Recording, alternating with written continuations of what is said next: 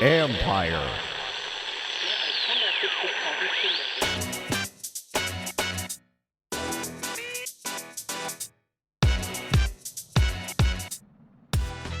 Week 14 in the NFL. Wild, wacky, and highly entertaining. What's up, everybody? It's Mike Jones. Thanks for coming back for another episode of the Football Jones podcast. You can read me at usatoday.com. Follow me on Twitter and Instagram at @ByMikeJones.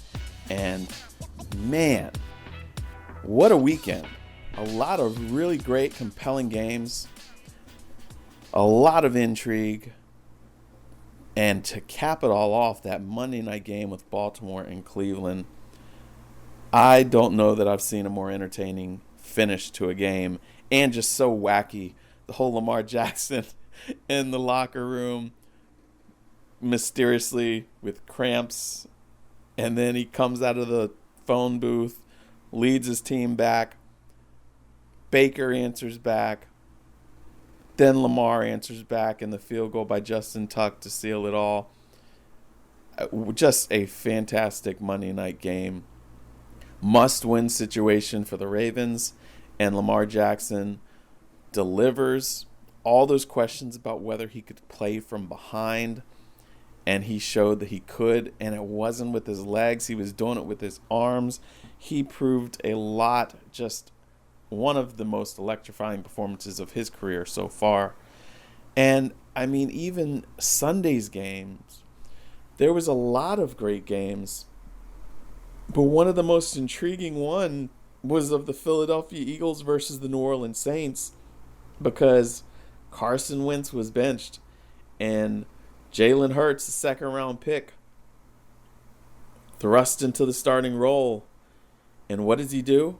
Breathe life into that franchise and lead them to an upset victory over the top seed in the NFC. Doing it with his legs, doing it with his arm. I mean, just really impressive. The moment wasn't too big for him. And I think part of that has to do with the fact of what he's gone through in college. I mean, he played for Alabama. And if you know anything about Alabama, that college football following is like the most diehard pro football fan base. And then things didn't work out there, and he transferred to Oklahoma. He goes to Oklahoma, where that college football program, is held in such high regard. That's, huge pressure for him. So he was ready to go. I guess he knew he had nothing to lose, and he balled out. And now we'll see what happens with Carson Wentz and the Eagles. Again, we can't get too far ahead of ourselves because, there are 4 games left, and as teams get more game film on Jalen Hurts, the challenges can intensify. I asked around a couple different scouts, and they all cautioned me to pump the brakes just a little bit, like, hey, let's see what happens once there's more game film on him. We'll see how he responds, but it was a great start. And so I wanted to sit down with my friend Martin Frank of the Delaware News Journal. And, he's been a friend of the podcast before. I wanted to get his insight on the Eagles' debacle of a year. What is wrong? What went wrong with Carson Wentz? And how Jalen Hurts was able to have such success? And what does it mean going forward? So we're going to sit down with Martin Frank right now and try to get to the bottom of all of this. Hey everybody, it's Elaine Welteroth, and I'm hosting a new podcast called Built to Last by American Express, where we will dive deep into the stories, history, and continued legacy of small businesses that shape American culture. Our debut season will focus on Black-owned small businesses that need our support now more than ever. In each episode, we feature the story of a Black business trailblazer that has inspired a modern Black-owned business. First up is Pinky Cole of Atlanta's food truck turned restaurant, Slutty Vegan. We'll also chat with Hanifa Mwemba, the cutting-edge designer behind the Hanifa 3D digital fashion show. Plus, we'll check in with Issa Rae, our modern-day Renaissance woman. We hope that it encourages all of our listeners to support these businesses as well as the Black-owned businesses in your own communities. Tune in for these amazing stories and others on Spotify, Apple, YouTube, or wherever you get your favorite podcasts. And here we are. He's back. We had him early in the year, and now we've got Martin Frank back. Martin, how you doing? Doing well, Mike. For a 4-8-1 team, never a dull moment, right? Yeah, I tell you what, if you're going to be bad, at least don't be boring. And so you got Exactly. Exactly. That's the thing with the Eagles. That's like even the years when they're bad, like I remember Andy Reid's last year in 2012, they were still an interesting team. There are a lot of bad teams in the NFL, and by now most fans or whatever have kind of checked out from those teams, but that's not the case here, obviously. Yeah, exactly. And I want to get to the quarterback stuff, but I wanted to know from you, what has your biggest surprise been about this season? I mean, I know I thought that the Eagles would be one of the leading contenders in this division and, maybe in the conference, because I felt like, all right, if anybody's going to get shook by, not having trained or going to be okay by not having training, traditional training camp and OTAs, teams with continuity. And so I thought, okay, the Eagles got the continuity. So they're going to be, one of those teams that this doesn't really phase. But so what has been your biggest surprise? I think it's got to be the play of Carson Wentz. I mean, you go back to the draft last April, and they take Jalen Hurts in the second round, and everyone's like, saying, "What's Howie Roseman thinking?" I mean, he's got to be crazy. They don't need a quarterback in the second round. They have Carson Wentz. He's 27 years old, and Howie tried explaining it away, and it actually kind of made sense.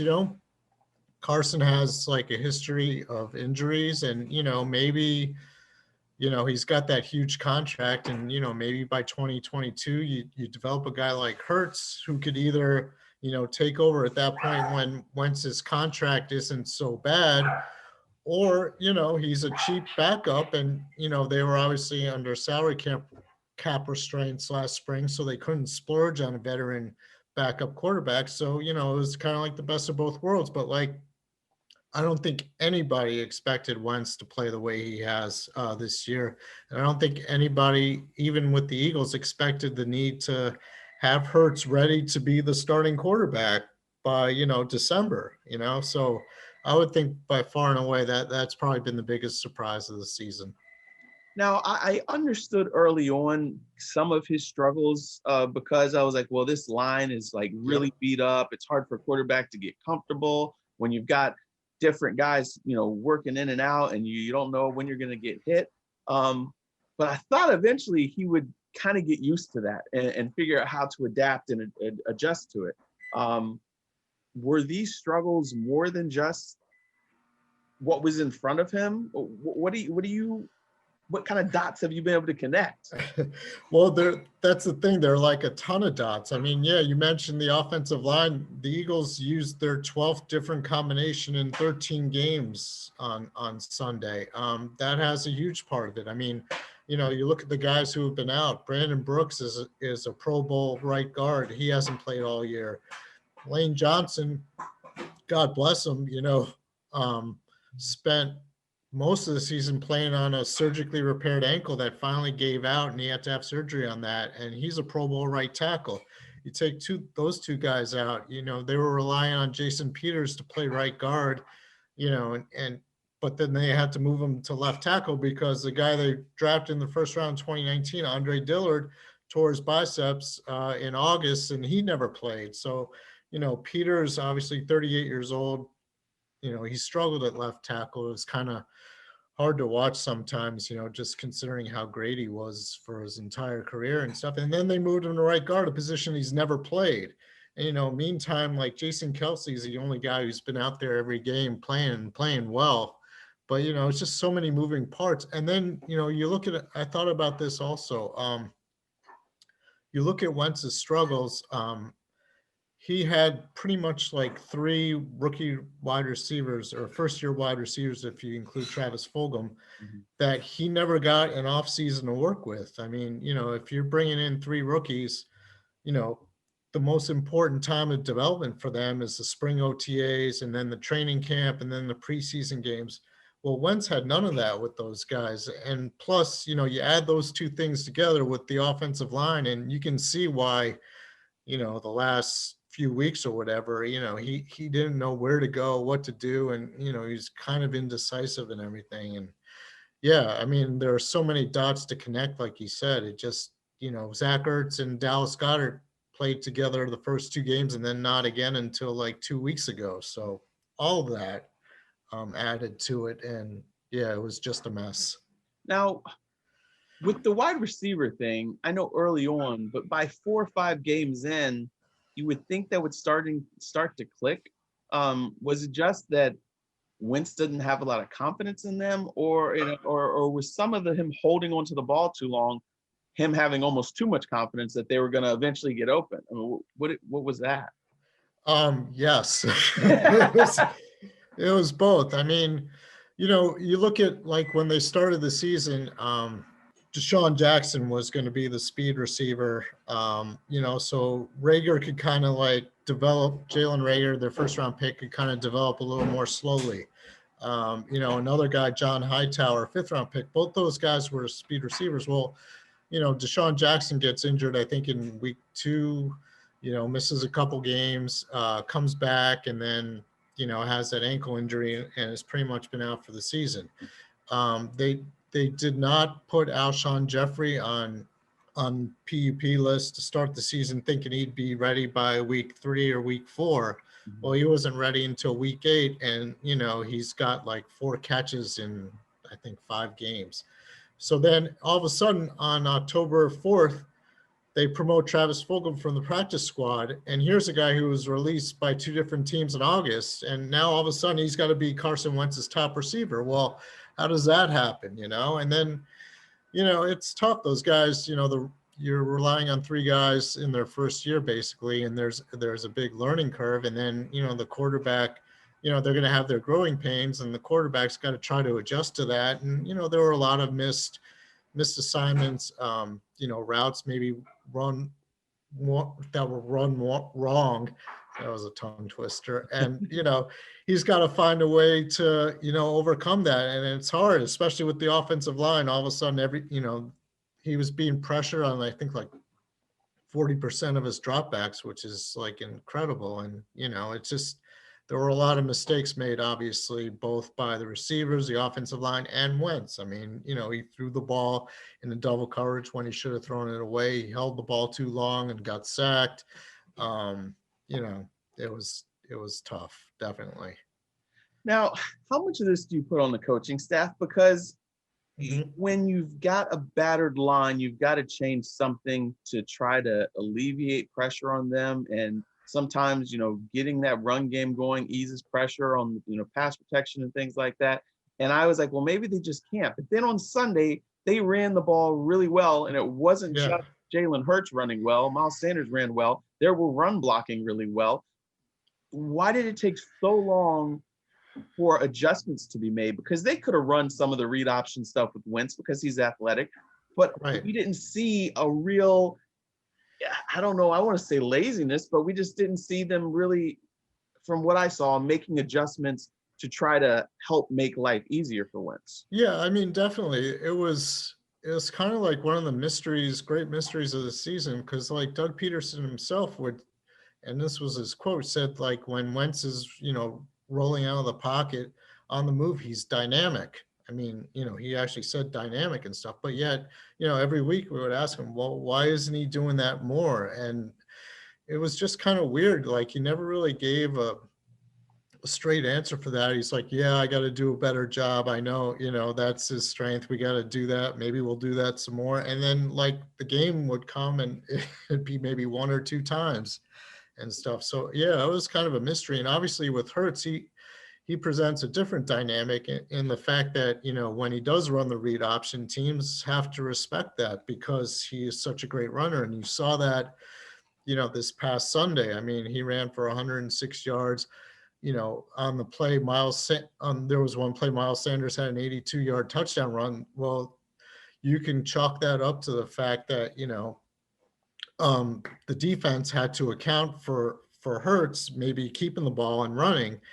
and instead he placed it into Sanders' belly, and Sanders went left, Hurts went right. You could see a defender going with Hurts. Mhm. Meanwhile, Sanders is like halfway down the field by then, so I mean, obviously that kind of play is a lot more effective with Hurts than it would be with Wentz, but it should still have been effective with Wentz, and it just never was. It was one of those mysteries of this season that have yet to be unsolved and maybe won't be, as far as Carson Wentz is concerned. Yeah, I at one point I was like, man, does Doug Peterson really miss Frank Reich? Because maybe that's the brains behind this offense and everything.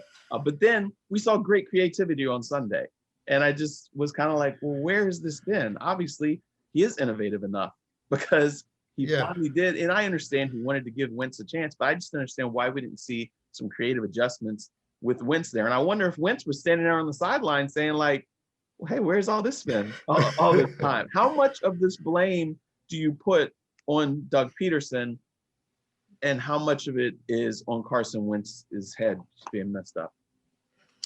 I would say 70-30, 70 being Wentz, just his head getting messed up and making bad decisions. But I'd also say 30%, because I mean, Doug Peterson could have definitely helped him out more and did not, or maybe he did and Wentz just didn't listen to it. I don't know. Right. I mean, it's hard to say. I mean, obviously they all have a, piece in that puzzle, so to speak. I mean, it's plenty of blame to spread around. It's not just on Carson Wentz. You can make a case for any number of different aspects of the team. I mean, you can go up to Howie Roseman too. I mean, maybe by drafting Hurts, it got into Carson Wentz's head a little bit, and he's looking over his shoulder and stuff like that. I mean, that might have had an effect also. I mean, it would seem kind of foolhardy to think Wentz would, be affected that much. I mean, after all,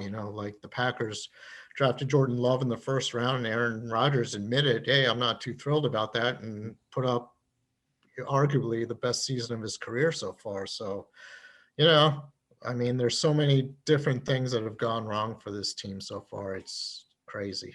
Yeah. And I mean, I will give it. Rodgers is an older guy. He's more established. He's got a Super Bowl ring. But Wentz was fine with the Super Bowl MVP behind him.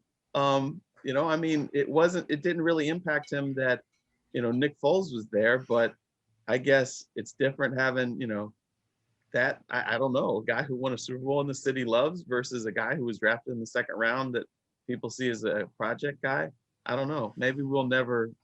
Yeah, I don't know. I mean, the thing about Foles coming back, you remember when the Eagles signed Foles in the offseason, I mean, I think he played like 1 or 2 games in Kansas City the year before, and the year before that he lost his job with the Rams, who were then in St. Louis. And, he admitted like after that 2016 season with the Chiefs, he was contemplating retiring. So it wasn't like they were bringing in a guy to threaten Wentz's starting job. I mean, everybody knew Wentz was going to be the guy. It's just once Foles took over and they ended up winning the Super Bowl, I think that's when it got a little bit interesting for Wentz there. And maybe with Hurts, he's like, man, I have to go through this again. I mean, what's going on? I mean, they got a statue of Nick Foles outside the stadium. They don't have one of Carson Wentz, Right.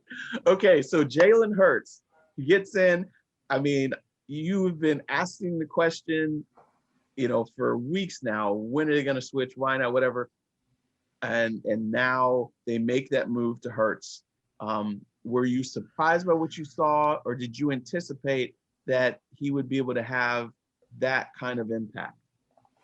I thought he would have a pretty good impact. I mean, I thought the running game would be a lot more dynamic just because of the fact that he's a threat as well as Miles Sanders. I mean, I figured guys like Miles Sanders would benefit tremendously. I think Jalen Reagor will benefit too, because on those read options, you can do a quick slant over the middle, get the ball to Reagor in space and let him run. And we saw a little bit of that, this past Sunday. And I think we'll see more as the two get more comfortable together. So, yeah, I mean, the thing about the Eagles is they're like them and the Jets, I think, are the only 2 teams in the NFL that haven't scored 30 points in a game. I mean, you're covering the Ravens Browns game last night, and it was like, 42-42, late in the fourth quarter and stuff. And people who cover the Eagles like, where's that been? We haven't I seen saw any of your that. tweet on that. Yeah. But you noted that they had not, two teams scoring 42 and the Eagles had not scored 30 yet, with the guy that was an MVP candidate several years ago before he got hurt. So I mean, I don't think the offense is all of a sudden going to explode just because Hurts is in there. But I think, they can play smart. They can move the ball down the field. They can chew up some time. And, I mean, the explosive, like 70-yard touchdown bombs, I don't really see a whole lot of that, but I do see a lot of long runs. I see a lot of quick slants and stuff like that. So, it's just a different way of moving the ball and everything. Do you feel like this team really embraced Hurts and played harder for him? That's a really good question. It's possible. I mean, the backup quarterback comes in and you want to make sure he does well. So maybe you do your job a little bit better. I mean, that's not to say that guys weren't trying when Wentz was in there. But I mean, it's possible, definitely. I mean, some of the comments after the game really sounded like, this guy, I mean, the one from he's a natural born leader to he's fearless, just like myself. It almost sounded like they identified with Hurts more. And I don't know, is that because they're used to a backup embracing that underdog role and rolling with it, or were they just so fed up with Wentz that they were, infused with life? I mean, what do you think? Well, yeah, it was kind of interesting because, like, in the days leading up to the game, we got a lot of players on Zoom, and the young guys, were generally reacting the way, Sanders and Jalen Reagor, the guys you were quoting, after the game, like, oh yeah, this is great. Jalen Hurts is one of my best friends and stuff like that. But, like, we also got guys like Jason Kelce and Fletcher Cox. I mean, they made like impassioned defenses basically of Wentz. I mean, Fletcher Cox was saying, he's like my best friend on the team. We talk all the time and it sucks for him that he has to go through this. And, Kelce, the same thing. I mean, he talked for like 20 minutes basically. And just about every question was about Wentz and how this is like a failure of the entire organization. It's not just Wentz. I mean, he took it all the way up to the top to Howie Roseman and everything, and mentioned Peterson and the coaches and the other players around him and stuff. So yeah, it was kind of an interesting dichotomy. That seemed like the veteran players were kind of upset that Wentz was kind of put in this situation, and the younger players are thrilled that a guy like Hurts is getting the quarterback, is now getting a chance and stuff. So, a lot of those guys were asked basically if they think this kind of thing could divide the team, and to a man, they all said it would not, but you could definitely tell that there's some pretty deep allegiances, to both guys. So where do they go from here? I mean, because it was like the best and the worst thing to happen to them that Jalen Hurts played so well. And I know, and people cautioned me. I asked around the league. They were like, "Hey, let's wait and see how he does now that there's game film out on him and everything. With these defenses, know what's coming, have a better idea." But say Jalen Hurts plays well, say he plays just okay. Where do they go from here? Yeah, that's a great question because, Carson Wentz's contract pretty much prohibits them from releasing him. I mean, they would take like a $59 million cap hit if they release him. And it makes it really hard to trade him too, because what team is going to want to pay that kind of money, for a guy who lost his job? I mean, sure, he might get it back and stuff, but I mean, this isn't like, baseball or the other sports where you can just dump a salary on a team and get a couple minor leaguers in return. I mean, it doesn't work that way. So basically, Carson Wentz is coming back. So with that said, I mean, how do you go into the offseason? Do you kind of say it's an open competition between Hurts and Wentz? Do you kind of, work extra hard with Wentz, hope he can fix, the Eagles can fix what was going wrong this year? I mean, you like to think that with the full offseason, with those, guys young receivers getting a chance and getting experience and having like the spring practices and training camp and preseason games. I mean, we're all assuming being, the COVID situation and everything, maybe that helps Wentz. I mean, maybe just stepping away and clearing his head and watching from the sidelines, kind of inspires him going into the offseason. But yeah, I mean, it's possible that, next year at this time, I mean, Hurts could be the quarterback and then, Wentz is the backup, a $34 million backup, which is, pretty much unheard of. But, the Eagles could get out of his contract like in 2022. Mm-hmm. But for next year, I mean, it could be a situation where it's, here you go, Carson, here you go, Jalen, may the best man win, and we'll see what happens in September. You see Frank Reich picking up the phone and offering something. I mean, it's clear Father Time is creeping up on Phillip Rivers pretty fiercely now. Yeah. I mean, could you see that being a scenario where, I mean, people pay, a lot for quarterbacks. And so, the way these contracts are going, 34 is kind of a bargain. But what would you think? Is that crazy to think that they might make a trade like that? No, I mean, there are definitely teams that would be. I mean, as bad as Wentz has played this year, he's still a better option than some of the other teams, at quarterback in the NFL. And yeah, Colts could be a team. I mean, like you mentioned, Frank Reich kind of got the best out of Carson Wentz in 2017 and everything. And Phillip Rivers is getting up there in age. And is this the last year on his contract? Did he sign a one-year deal? Yeah. Maybe. Let's see. I'm looking this up.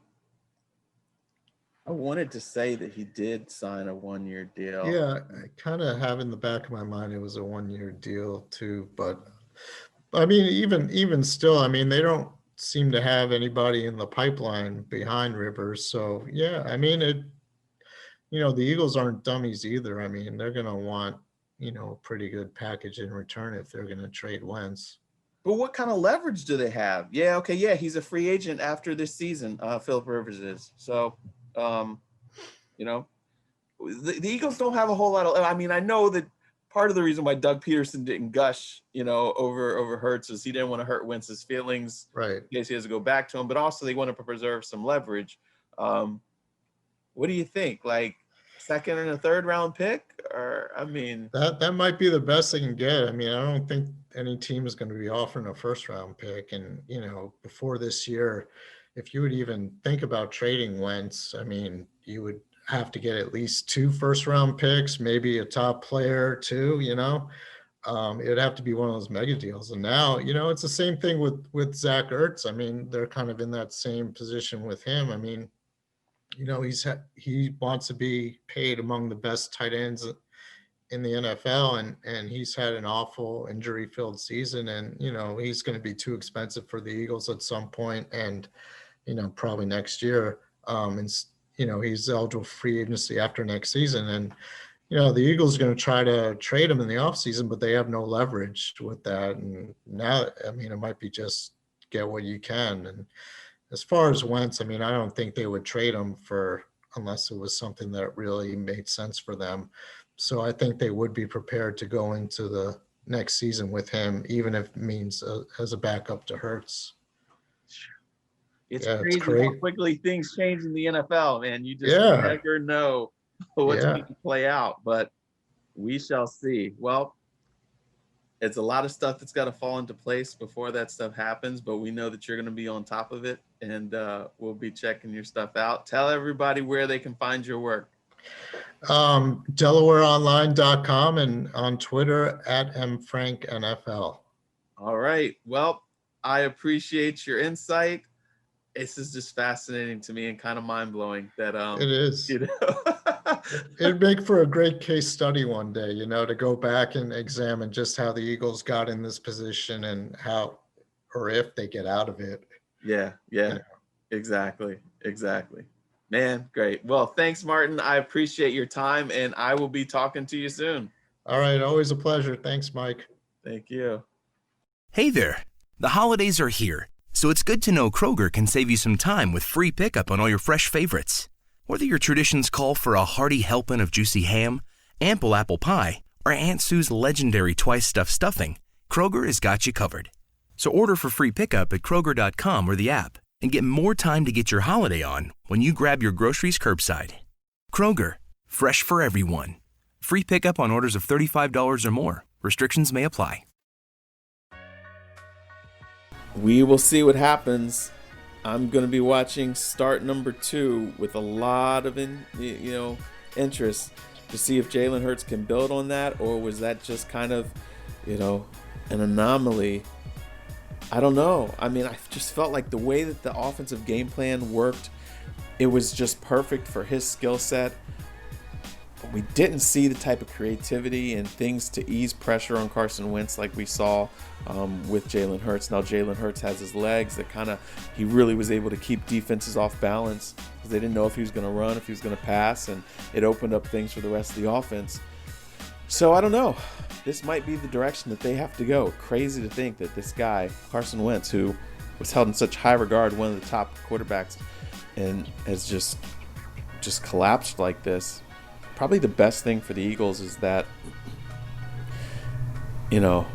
Jalen Hurts plays well, and teams like the Colts are banging down their door wanting to get Carson Wentz, because I just can't imagine if Jalen Hurts just plays okay and they roll back into next season with Carson Wentz and Jalen Hurts, he's still going to be looking over his shoulder, because if he plays poorly, he's going to be afraid of getting that hook once again. So I don't know.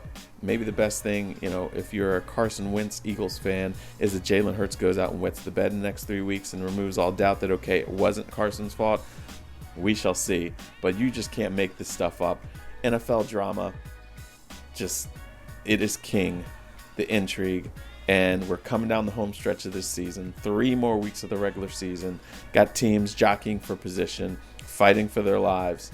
And it is just so great. Hope you guys have a great day. Thanks again for listening. Follow me on Twitter and Instagram @ByMikeJones, and I will talk to you guys again next time.